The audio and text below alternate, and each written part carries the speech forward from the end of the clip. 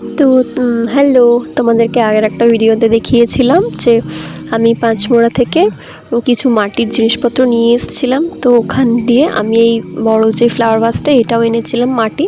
তো এটা বড্ড প্লেন ছিল, দেখতে আমার ভালো লাগছিল না এত প্লেন।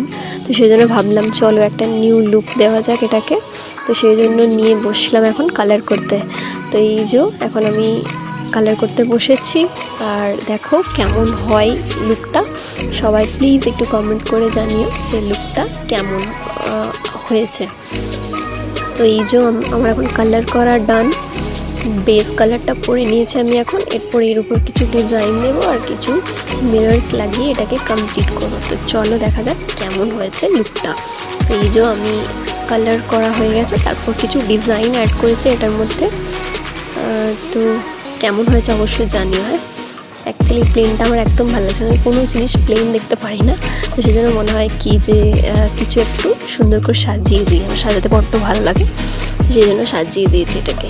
আর এই যে এখন আমি ছোট্ট ছোট্ট মিরর্সগুলোকেও অ্যাড করে আরও বেশি এটার চার্মটা বাড়িয়ে তুলব। তো চলো দেখো কেমন লাগছে লাস্টের ফাইনাল লুকটা। তো এই যে মিরর্সগুলো লাগিয়ে ফেললাম, আর এই যে দেখো এটা হচ্ছে আমার ফ্লাওয়ার ভাসটার ফাইনাল লুক।